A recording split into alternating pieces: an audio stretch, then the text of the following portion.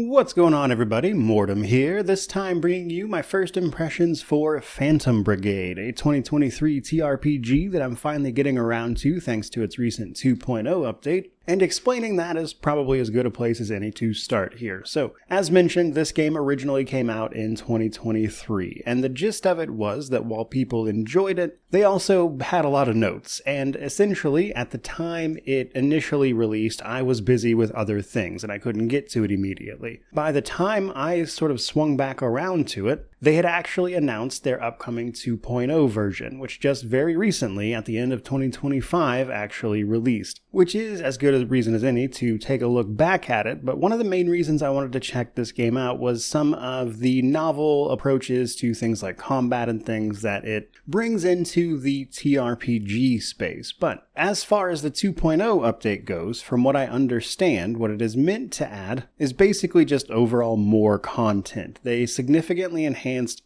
the pilot system, the guys actually piloting your mechs. They also added on to the campaign, basically just increasing the amount of provinces and stuff you could do missions in, increasing the types of missions you could undergo, that type of thing, and then a whole host of quality of life improvements like making individual menus for things like salvage and the like. But as some of that almost certainly implied, the core crux of it is still the same, which is that we're fielding teams of soldiers piloting mechs engaged in various combat situations. Now, this is actually a proper story, mind you, and you have one little bit of extra technology that sort of bridges the gap between you and the enemy. Now, all of this takes place in a country that I believe is called like Fearland. Wouldn't surprise me if I was mispronouncing it though. That country, however, right as it developed an experimental technology, is overtaken by a neighboring country known as Cascade, I believe, with you ultimately fielding a resistance that then has to go and overthrow this occupying force. Now, a lot of that is going to be done via this experimental prediction technology. Now, what that means in practical terms is that this game uses what I would generally refer to as simultaneous turn-based for its encounters.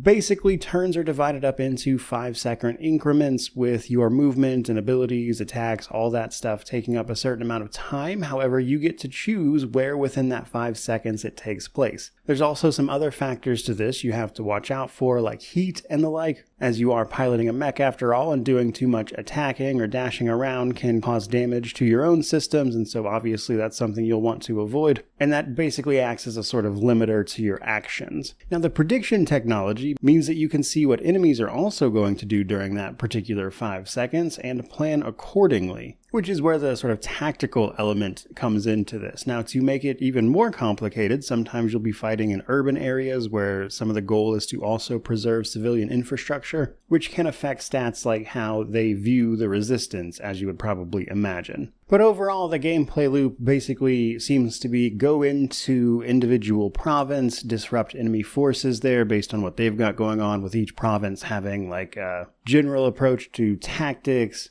methodology, equipment, things like that.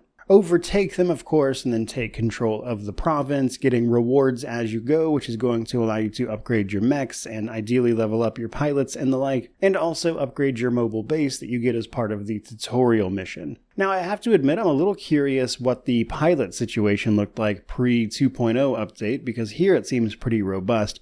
In addition to mechs, which you start out with a couple, but you'll actually have to build frames and outfit other mechs in order to expand your party. But you still have to have someone pilot those mechs, and each of the pilots has a sort of skill set alongside with the mechs itself, based on the parts you give it also having a general skill set. And so ideally you want some synergy there, but basically depending on the class a pilot ultimately is, they get a starting trait that can't be changed, but then they'll level up with combat experience, allowing you to pick some perks as you go. And then once they hit the initial max level, you can actually prestige them, which lets them keep some traits and then earn others as they level up again.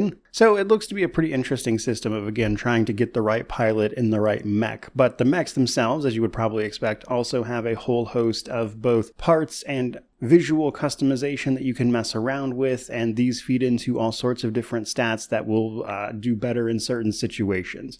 There is a general weight thing that is like light, medium, heavy. That can come into play when you, say, just like wreck your mech directly into another unit. as crashing into things is definitely a thing, but it also affects stuff like your speed and, other things that can be adjusted by this. Some of the better equipment actually also has like modules and things that can also attach to the parts to make that even more complicated. And so that seems to be a pretty robust system as well, though is, I would say, pretty expected with anything mech-based, honestly. So you do naturally have to manage all of that, and you can get these parts by salvaging them from your individual missions or making them in your workshop. Based on the parts you pick up, you can potentially research them, break them down into scrap to give you resources, and all of that stuff can be used to upgrade your base, the workshop, produce more parts, that kind of thing, whatever you might need. The upgrade paths are especially interesting because you can upgrade all sorts of stuff, your workshop and things like that being obvious, but also your capacity for like mechs and pilots. Some of it even affects your mobile base crawler and like how fast it moves, as enemies will regroup every day, give or take,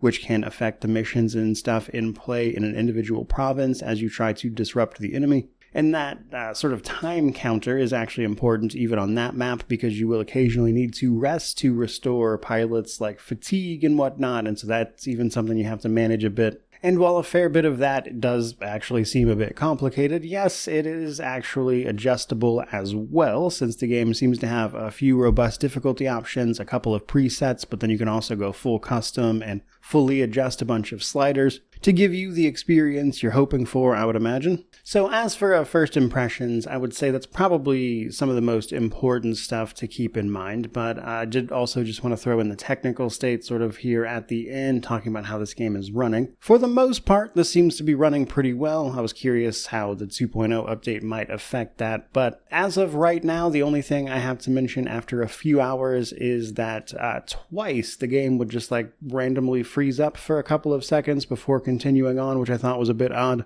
At first I thought it was going to crash when it did it the first time, because like my desktop cursor popped up and everything, but it sort of just figured itself out after that, and then it did it once again a couple hours later, so hopefully that doesn't continue to be a problem. I could see that being a little bit annoying, but if that's the worst of it, probably not a big deal at the end of the day. Otherwise, though, as I move to fully review this title, which, by the way, not sure how long that will take exactly, as this update does seem to have added content, and there is a minimum of 2 playthroughs required to 100% this, one sort of absolutely full clear, and then a much faster one for an achievement that specifically wants you to beat the game without doing all the extra stuff, basically. And then, curiously, I was actually looking through the achievements of this one. This is one of those games that has an achievement for using mods, so I'll have to do that as well at some point. That said, though, my understanding is this is not a terribly long game, like maybe 20-25 hours of playthrough, give or take. So I imagine this will be a relatively quick jaunt for me at least, but in terms of what I'm looking for as I move to review it, I guess it would be how fun the combat manages to be over the course of a full playthrough. I could see it getting a little tedious, especially with having to essentially micromanage every single character for the simultaneous turns. Like, it's not enough to just click a character, tell them to move, and then attack. Sometimes that is, but sometimes you have to micromanage it a lot more than that.